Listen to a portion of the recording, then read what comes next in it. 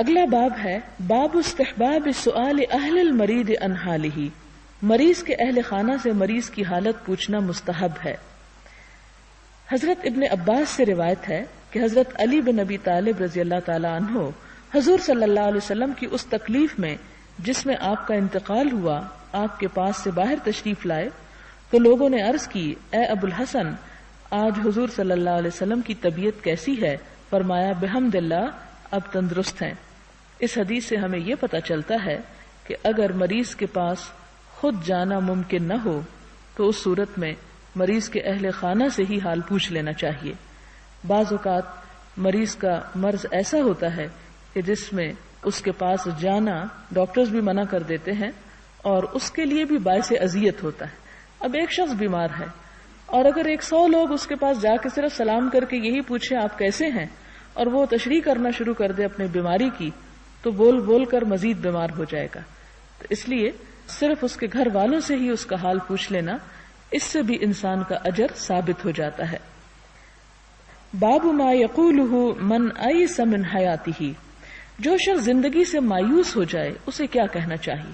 یعنی اگر کسی کی بیماری اتنی شدید ہو جائے کہ بچنے کا امکان نہ ہو، یا کوئی ایسا خدا نخواستہ ایکسیڈنٹ ہو جائے، یا ویسے انسان زندگی سے تنگ آ جائے تو پھر کیا کہے؟ حضرت عائشہ صدیقہ رضی اللہ تعالی عنہا سے مروی ہے، فرمایا حضور صلی اللہ علیہ وسلم میرے ساتھ ٹیک لگائے ہوئے تھے اور میں نے آپ کو یہ فرماتے سنا، اے اللہ مجھے معاف کر دے، مجھ پر رحم فرما اور مجھے رفیق اعلیٰ سے ملا دے۔ یہ حضرت عائشہ آپ صلی اللہ علیہ وسلم کی بیماری کی کیفیت بتا رہی ہیں کہ جب آپ بیمار تھے، اور ظاہر ہے کہ ایک بیمار شخص خود سے نہیں بیٹھ سکتا اور دوسرے کا سہارا لے کر بیٹھتا ہے، تو اسی کنڈیشن میں آپ تھے اور مرض الموت میں مبتلا تھے، تو اس وقت یہ دعا مانگ رہے تھے، اللہم اغفر لی وارحمنی والحقنی بالرفیق الاعلی۔ حضرت عائشہ صدیقہ سے مروی ہے، فرمایا میں نے حضور صلی اللہ علیہ وسلم کو قرب موت کی حالت میں دیکھا، آپ کے پاس ایک پیالہ پڑا تھا جس کے اندر پانی تھا، آپ اپنا ہاتھ پیالے میں ڈالتے، پھر اس پانی سے اپنے چہرے پر مسح کرتے اور پھر فرماتے، اے اللہ موت کی سختیوں اور موت کی غشی پر میری مدد فرما۔ اور اسی سے حضرت عائشہ کہتی ہیں کہ آپ کی تکلیف کو دیکھ کر اس کے بعد کسی کی تکلیف مجھے ناگوار محسوس نہیں ہوئی، کیونکہ عموماً یہ ہوتا ہے کہ انسان جب کسی کو مرتے وقت سختی میں دیکھے تو عموماً اس کے بارے میں لوگ بدگمانی کرنے لگتے ہیں اور برا سوچنے لگتے ہیں کہ یہ شخص کوئی بہت ہی بڑا گناہگار ہوگا یا اسی وجہ سے اس کے اوپر ایسی حالت آئی ہے، اور اگر جلدی جان نکل جائے تو عموماً یہ کہا جاتا ہے کہ بڑا نیک شخص تھا، پتہ ہی نہیں چلا تو رخصت ہو گیا۔ یہ ہمارے قول ہیں، ہمارے خیال ہیں، حقیقت تو اللہ ہی جانتا ہے کہ کون خوش قسمتی کی حالت میں دنیا سے رخصت ہو رہا ہے اور کون کس طرح۔ لیکن حضور صلی اللہ علیہ وسلم چونکہ ہمارے لیے ایک بہترین نمونہ ہے، اس لیے آپ کے اوپر وہ تمام چیزیں گزری جو کسی انسان پر گزرتی ہیں، اور پھر عام انسانوں کو یہ بتا دیا گیا کہ اگر کسی اور پر بھی موت کی تکلیف آئے تو وہ تکلیف برحق ہے، سکرات الموت جو ہے، موت کی سختی، کیونکہ انسان کے جسم کے روئیں روئیں اور بال بال کے اندر سے جان نکلتی۔ کبھی آپ نے اپنے جسم کے اگر بال اکھاڑے ہوں تو آپ کو یاد ہوگا کہ کتنا تکلیف دہ عمل ہوتا ہے اگر ایک بال بھی یعنی جسم سے الگ ہوتا ہے، تو جب روح جسم سے اور گوشت سے الگ ہوتی ہے تو وہ بھی بہت تکلیف دہ مرحلہ ہوتا ہے۔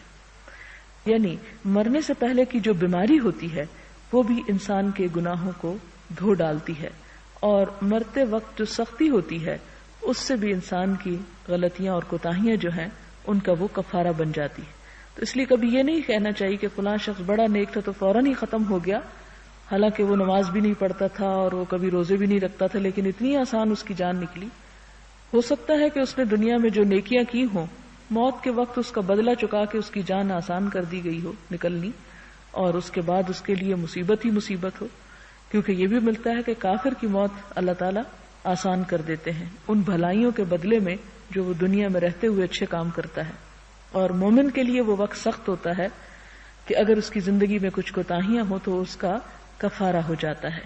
ایک اور حدیث میں جان نکلنے کی کیفیت کو اس طرح بتایا گیا کہ جیسے ریشم کے گچھے میں کانٹوں بھری سلاخ یا شاخ ڈال دی جائے اور پھر اس کو کھینچا جائے تو کیا حال ہوگا کہ وہ باہر آنا اس کا مشکل ہوتا ہے، اسی طرح جسم سے جان کا نکلنا ایک تکلیف دہ عمل ہوتا ہے. پہلے پاؤں سے جان نکلتی ہے، اسی لیے میت کے پاؤں پہلے سب سے پہلے ٹھنڈے ہونے لگتے ہیں، اور پھر اس کے بعد آہستہ آہستہ باقی جسم سے، اور سب سے بعد میں حلق سے جان باہر آ جاتی. اسی کا ذکر قرآن پاک میں سورۃ القیامہ میں بھی آتا ہے، کلا اذا بلغت التراقی، ہرگز نہیں جب جان تراقی، ترقوہ ان ہڈیوں کو کہتے ہیں، کہ اس حلق تک جگہ آ جاتی ہے، سارا جسم خالی ہو گیا، اب ہلکا ہلکا سانس یہاں سے آ رہا ہے. وقیلا، اور اس وقت کہا جاتا ہے، من راک، کون ہے جو جھاڑ پھونک کرے، یعنی کوئی تعویذ یا دم کرے، کیونکہ اب علاج اور اثر نہیں کر رہا. وظن انہ الفراق، اور انسان یعنی مرنے والا اس وقت سمجھ لیتا ہے، انہ الفراق، کہ اب جدائی کا وقت آ گیا. والتفت الساق بالساق، اس وقت پنڈلیاں آپس میں جڑنے لگتی ہیں. الی ربک یومئذ المساق، تیرے رب کی طرف آج روانگی کا وقت ہے. یعنی دنیا سے رخصت ہونے کا نقشہ ان آیات میں کھینچا گیا کہ موت کے وقت انسان کے ساتھ کیا بیتتی ہے، اور اچانک ناگہانی موت سے پناہ مانگی گئی ہے اور اسے اچھا نہیں سمجھا گیا، اور اس کی دعا کرنی چاہیے کہ اعلیٰ ناگہانی آفت اور موت سے بچانا، کیونکہ اس میں تو توبہ بھی انسان کو نصیب نہیں ہوتی کہ یکا یک کوئی بلا آ پڑے. اس طرح ایٹ لیسٹ اگر کوئی تکلیف بھی ہو تو انسان کلمہ وغیرہ پڑھتے ہوئے، یا پاس حکم ہے کہ سورت یاسین پڑھی جائے مرنے والے کے پاس، یا قرآن پاک پڑھا جائے تاکہ اس وقت اللہ تعالیٰ کی رحمت ہو اس پر. تو یہ کام کرنا چاہیے. کئی لوگوں کو یہ کہتے سنا ہے کہ میں تو چاہتی ہوں کہ بس کوئی ایسی بات ہو کہ یکا یک دنیا سے رخصت ہو جائیں. نہیں، اللہ تعالیٰ سے یہ دعا کرنی چاہیے کہ مرتے وقت کلمہ نصیب ہو اور ایمان پر خاتمہ ہو، اور تمام خطائیں جو ہیں وہ دھل کے پاک صاف ہو کر انسان اللہ تعالیٰ کے پاس پہنچے، تاکہ آگے قبر ٹھنڈی ہو اور اللہ تعالیٰ کے پاس انسان جب کھڑا ہو اپنے حساب کتاب کے لیے تو سرخرو ہو کر کھڑا ہو. اگلا باب ہے باب استحباب وصیت اہل المریض ومن یخدمہ بالاحسان الیہ واحتمالہ والصبر علی ما یشق من امرہ وکذا الوصیۃ بمن قرب سبب موتہ بحد او قصاص او نحوہما.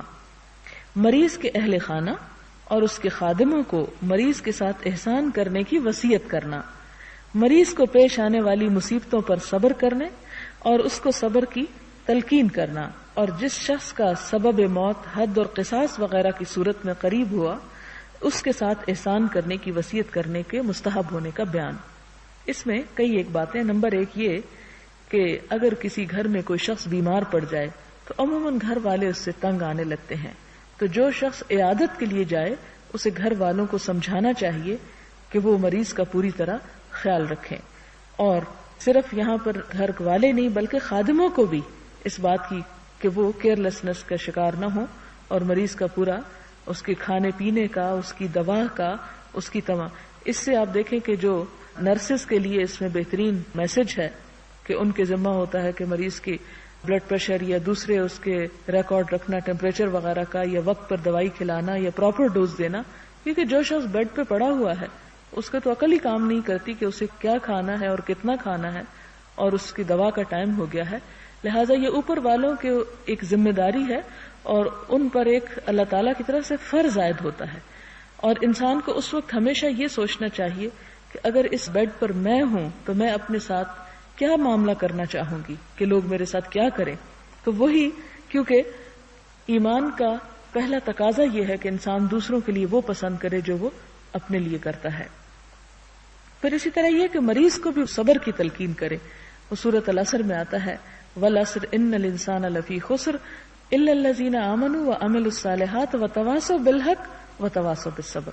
قسم ہے زمانے کی، یقیناً انسان خسارے میں ہے سوائے ان لوگوں کے جو ایمان لائیں، نیک عمل کریں، ایک دوسرے کو حق کی وصیت کریں اور ایک دوسرے کو صبر کی تلقین کریں. تو صبر کب؟ بیماریوں پر، مشکلات پر اور تکلیفوں پر. اور جس شخص کا سبب موت حد اور قصاص ہو، یعنی کسی جرم میں، مثلا اگر شادی شدہ زنا کرے تو اس کی سزا سنگسار کرنا ہے، یا اسی طرح اگر کوئی شخص کسی کو قتل کر دیتا ہے تو اس کا قصاص جو ہے وہ قتل کی شکل میں اسلام میں ہے کہ اس کی بھی جان لے لی جائے. تو اگر کسی کے اوپر حد نافذ ہونی ہو، یعنی کسی مجرم کے اوپر، تو فرمایا اس سے بھی احسان کیا جائے کہ آپ اس کی جو سزا دینا ہے وہ تو اپنی جگہ ہے، لیکن بد اخلاقی یا اس کے ساتھ برا سلوک کرنے کی اجازت نہیں ہے.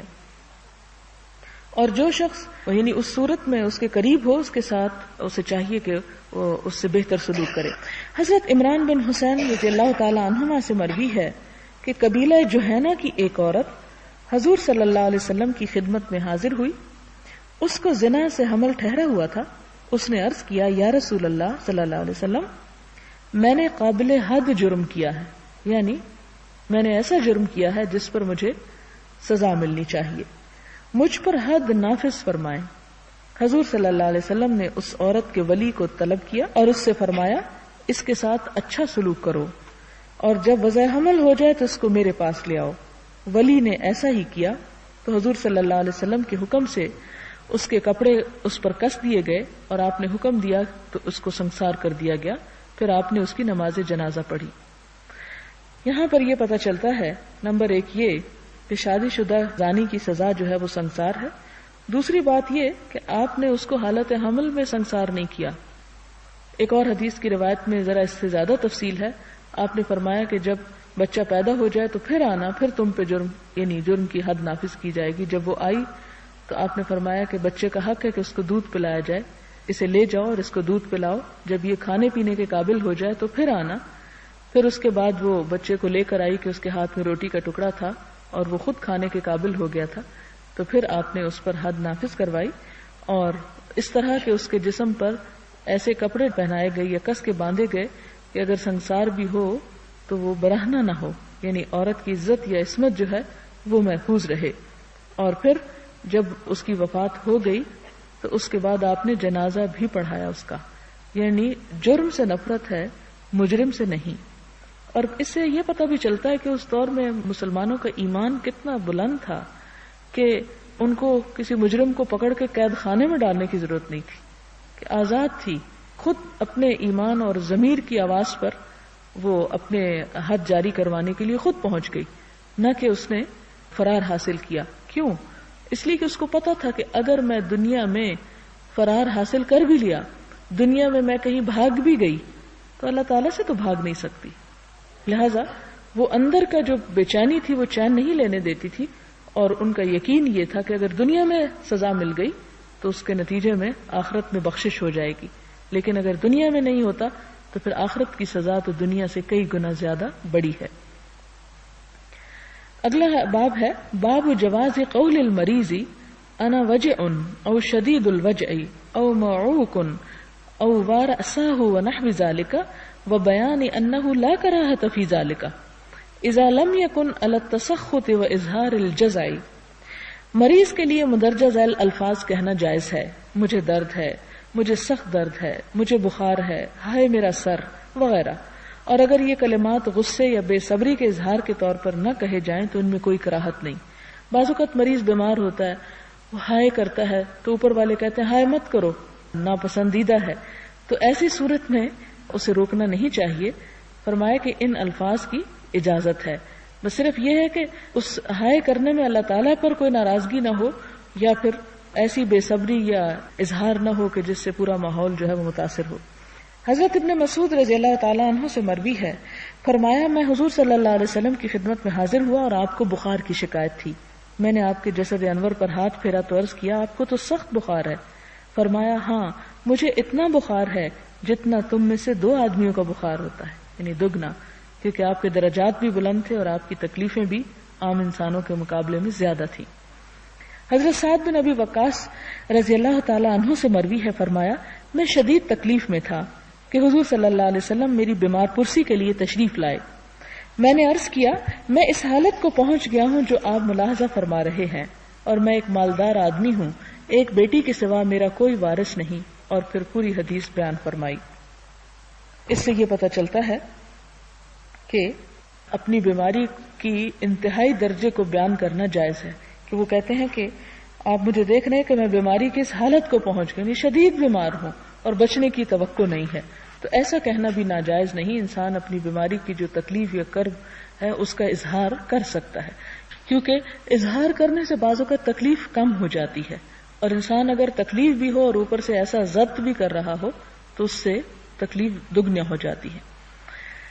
اور اس میں اس حدیث کو یہاں ادھورا بیان کیا گیا. اس کے بعد یہ کہ انہوں نے کہا کہ میں اپنے مال میں وصیت کرنا چاہتا ہوں، تو آپ نے فرمایا کہ نہیں، 1/3 سے زیادہ تم وصیت نہیں کر سکتے. اگلی حدیث ہے حضرت قاسم بن محمد سے روایت ہے، فرمایا حضرت عائشہ رضی اللہ تعالیٰ نے فرمایا، ہائے میرا سر، یعنی سر درد تھی تو حضرت عائشہ سر کی طرف جو ہائے میرا سر، جیسے انسان کہیں بھی درد ہو تو اس عضو کا نام لے کے انسان پکارتا ہے. تو حضور صلی اللہ علیہ وسلم نے فرمایا بلکہ ہائے میرا سر، یعنی آپ کو بھی سر درد تھا. تو جب انہوں نے اظہار کیا تو آپ نے جواباً اسی طرح اظہار کیا. تو اس سے یہ پتہ چلتا ہے کہ آپ صلی اللہ علیہ وسلم نے بھی ہائے کہہ کر سر کو پکارا اور اس کی تکلیف کا اظہار کیا.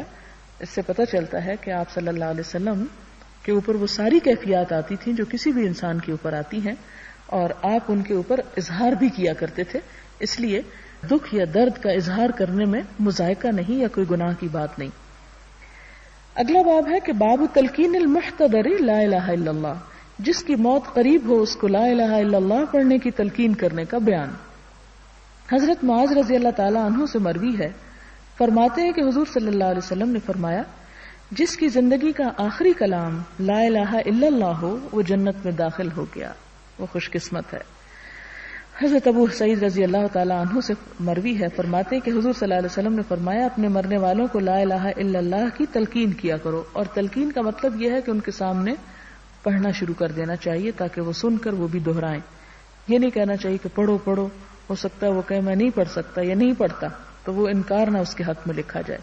ہونا یہ چاہیے کہ جو پاس بیٹھے ہوئے لوگ، جیسے آپ دیکھیں کہ بچے ہوتے ہیں تو بچوں کو تلقین کا جو لفظ ہے وہ تعلیم کے معنی میں بھی ہے اور کسی کو سکھانے کے معنی میں بھی. اور سکھانے کے لیے کیا کیا جاتا ہے؟ دہرایا جاتا ہے بات کو. مثلا آپ جب قرآن پاک سیکھتے ہیں تو کوئی استاد آپ سے یہ نہیں کہتا کہ قرآن پڑھو، بلکہ کیا کرتے ہیں، وہ پڑھ کے سناتا ہے اور طالب علم جو ہے اس کو سنتا ہے اور پھر اسی طرح اس کو پڑھتا ہے، دہراتا ہے. تو جو شخص مر رہا ہو اس کے پاس کلمے کو دہرانا چاہیے تاکہ وہ سن کر اسے دہرانے لگے. باب ما یقولہ بعد تغمیض المیت، میت کی آنکھیں بند کرتے وقت کیا کہا جائے، کیونکہ جب انسان کی روح نکلتی ہے تو پھر آنکھوں کو بند کر دینا چاہیے. ہوتا یہ کہ تمام اعضاء اپنی اپنی جگہ ٹھنڈے ہونے لگتے ہیں اور اکڑنے لگتے ہیں. اب آپ دیکھیں کہ اگر کسی مردے کے چہرے کو دیکھیں لوگ اور اس کی آنکھیں کھلی ہوئی ہوں تو وہ ایک بھیانک منظر ہو سکتا ہے.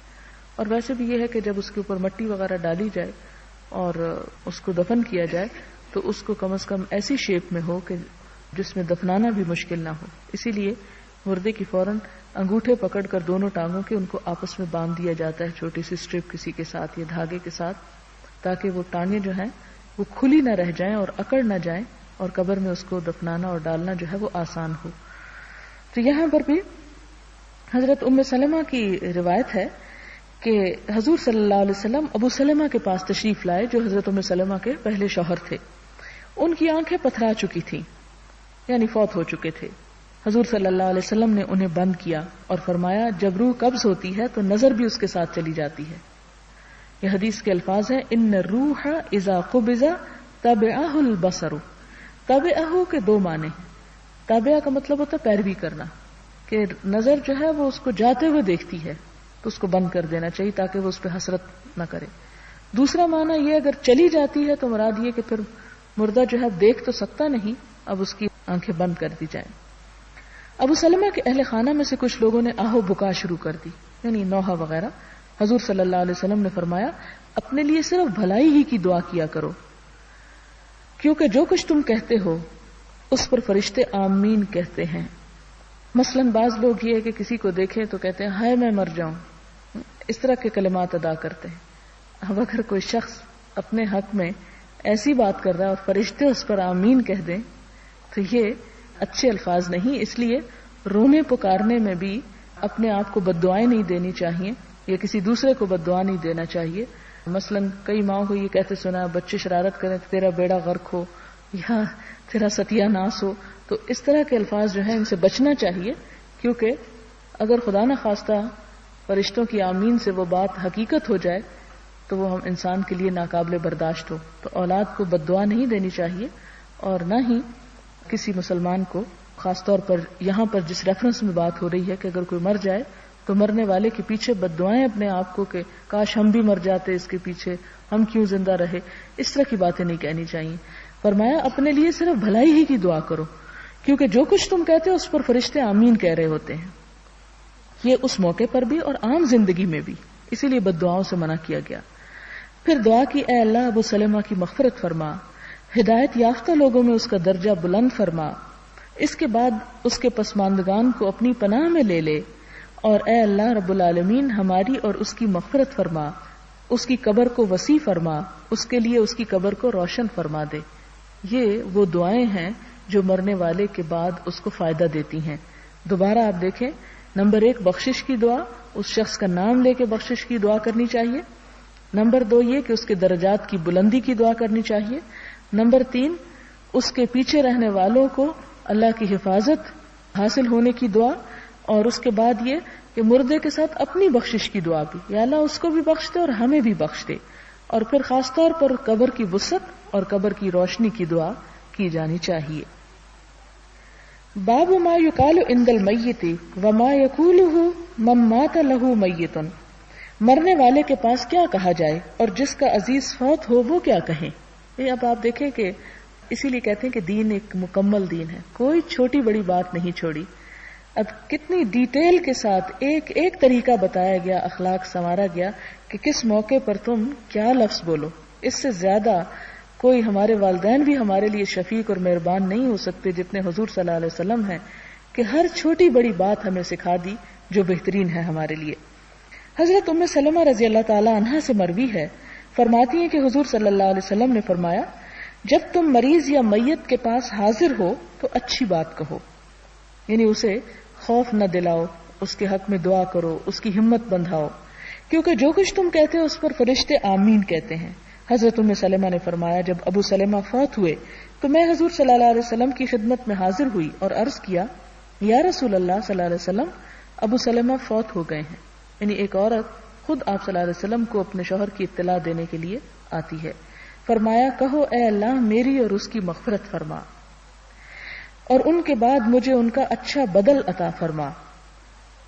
ام سلمہ کہتی ہیں میں نے یہ الفاظ کہے تو اللہ تعالیٰ نے مجھے ابو سلمہ کے بدلے میں ان سے بہتر شوہر عطا فرمائے، یعنی حضور صلی اللہ علیہ وسلم. مسلم نے اس کو اس طرح روایت کیا ہے کہ جب تم مریض یا میت کے پاس جاؤ، یعنی مریض یا میت، یعنی راوی کو شک ہے کہ مریض فرمایا یا میت فرمایا، تو ابو داؤد نے بغیر شک کے میت کا لفظ روایت کیا ہے، یعنی نہ مریض کہا نہ میت. حضرت ام سلمہ سے روایت ہے، فرمایا میں نے حضور صلی اللہ علیہ وسلم کو یہ فرماتے سنا جو بندہ کسی مصیبت میں کہتا ہے بے شک ہم اللہ تعالیٰ ہی کے لیے ہیں اور بے شک ہم اسی کی طرف لوٹ کر جانے والے ہیں، یعنی انا للہ و انا الیہ راجعون، اللہم اجرنی فی مصیبتی واخلف لی خیرا منہا، اور ساتھ یہ دعا کہ اے اللہ مجھے اس مصیبت پر اجر عطا فرما اور مجھے اس کا اچھا بدل عطا فرما. تو اللہ تعالیٰ اس بندے کو اس مصیبت پر اجر عطا فرماتا ہے اور اس کو اچھا بدل عطا فرماتا ہے. راویہ کہتی ہیں جب ابو سلمہ کا انتقال ہوا تو میں نے اسی طرح کہا جس طرح حضور صلی اللہ علیہ وسلم نے مجھے حکم دیا تھا، تو اللہ تعالیٰ نے مجھے ان سے اچھا بدل عطا فرمایا، یعنی حضور صلی اللہ علیہ وسلم. حضرت ابو موسیٰ رضی اللہ تعالیٰ عنہ سے مروی ہے کہ حضور صلی اللہ علیہ وسلم نے فرمایا جب کسی بندے کا بچہ فوت ہو جاتا ہے تو اللہ تعالیٰ فرشتوں سے فرماتے ہیں تم نے میرے بندے کے بچے کی روح قبض کر لی؟ فرشتے عرض کرتے ہیں ہاں. اللہ تعالیٰ ارشاد فرماتا ہے تم نے اس کے دل کا پھل اس سے چھین لیا؟ عرض کرتے ہیں ہاں. اللہ تعالیٰ ارشاد فرماتا ہے میرے بندے نے اس وقت کیا کہا تھا، یعنی جب تم اس بچے کی جان لے رہے تھے تو میرے بندے کے منہ پہ کیا تھا؟ فرشتے عرض کرتے ہیں اس نے الحمدللہ کہا اور انا للہ و انا الیہ راجعون پڑھا. تو اللہ تعالیٰ ارشاد فرماتا ہے میرے بندے کے لیے جنت میں ایک گھر بناؤ اور اس کا نام بیت الحمد رکھو، یعنی تعریف والا گھر. حضرت ابو ہریرہ سے روایت ہے کہ حضور صلی اللہ علیہ وسلم نے فرمایا اللہ تعالیٰ ارشاد فرماتے ہیں جس مومن بندے سے میں اس کی دنیا کی عزیز ترین چیز لے لیتا ہوں، یعنی پیاری ترین چیز اس سے لے لیتا ہوں، اور وہ اس پر ثواب کی امید پر صبر کرتا ہے تو اس کے لیے میرے پاس جنت کے سوا کوئی ثواب نہیں، یعنی اسے پھر جنت اس کے لیے لازم ہو جاتی ہے. حضرت اسامہ بن زید سے روایت ہے، فرمایا حضور صلی اللہ علیہ وسلم کی صاحبزادیوں میں سے ایک صاحبزادی نے آپ کو بلوا بھیجا اور آپ کو اطلاع دی کہ ان کا بچہ یا فرمایا بیٹا قریب الموت ہے. آپ نے قاصد سے فرمایا اس کے پاس لوٹ جاؤ اور اسے بتاؤ کہ جو کچھ اللہ تعالیٰ لے لے وہ بھی اسی کا ہے اور جو ہمیں عطا فرمائے وہ بھی اسی کا ہے, اور اللہ تعالیٰ کے ہاں ہر کام ایک مقرر وقت پر انجام پذیر ہوتا ہے, اور اسے حکم دو کہ صبر کرے اور اللہ تعالیٰ سے ثواب کی امید رکھے. یعنی آپ خود نہیں گئے بلکہ میسج بھجوایا اور صبر کی تلقین کی. دعا کر لیتے ہیں. سبحان اللہ والحمد للہ ولا الہ الا اللہ واللہ اکبر ولا حول ولا قوة الا باللہ العلی العظیم. اللہم صل علی محمد وعلى آل محمد كما صلیت علی ابراہیم وعلى آل ابراہیم انک حمید مجید. اللہم بارک علی محمد وعلى آل محمد كما بارکت علی ابراہیم وعلى آل ابراہیم انک حمید مجید. ربنا آتنا فی الدنیا حسنة وفی الآخرة حسنة وقنا عذاب النار. ربنا لا تزغ قلوبنا بعد إذ هديتنا وهب لنا من لدنك رحمة إنك أنت الوهاب. ربنا لا تؤاخذنا إن نسينا أو أخطأنا. ربنا ولا تحمل علينا إصرا كما حملته على الذين من قبلنا.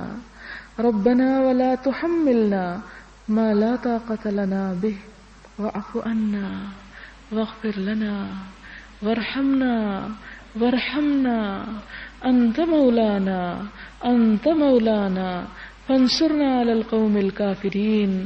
لا إله إلا الله أنت الحليم الكريم.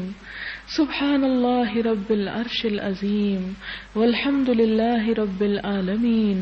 رب نسألك موجبات رحمتك وعزائم مغفرتك والغنيمة من كل بر والسلامة من كل اسم. لا تدع لنا ذنبا إلا غفرته ولا هما إلا فرجته ولا حاجة هي لك رضا إلا قضيتها يا أرحم الراحمين.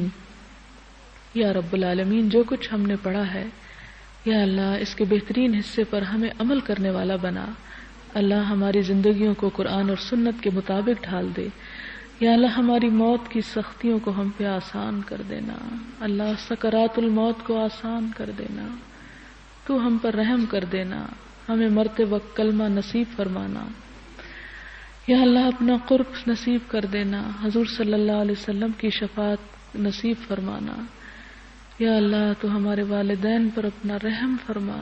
یا اللہ ہماری اولاد کو ہماری آنکھوں کی ٹھنڈک بنا. یا رب العالمین تو ہمارے تمام مسلمانوں کے دلوں کو باہم جوڑ دے. اتفاق اور اتحاد عطا فرما.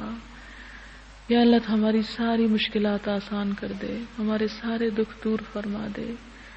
ہمیں اپنی طرف قدم بڑھانے کی توفیق دے. ہمارے دلوں میں حق کو جما دے. ربنا تقبل منا انك انت السميع الدعاء وتب علينا انك انت التواب الرحيم. وصلى الله تعالى على خير خلقه محمد وعلى آله واصحابه واهل بيته اجمعين برحمتك يا ارحم الراحمين. الہی آمین. سبحان ربك رب العزة عما يصفون وسلام على المرسلين والحمد لله رب العالمين. سبحانك اللهم وبحمدك نشهد ان لا اله الا انت نستغفرك ونتوب اليك. والسلام علیکم ورحمۃ اللہ وبرکاتہ.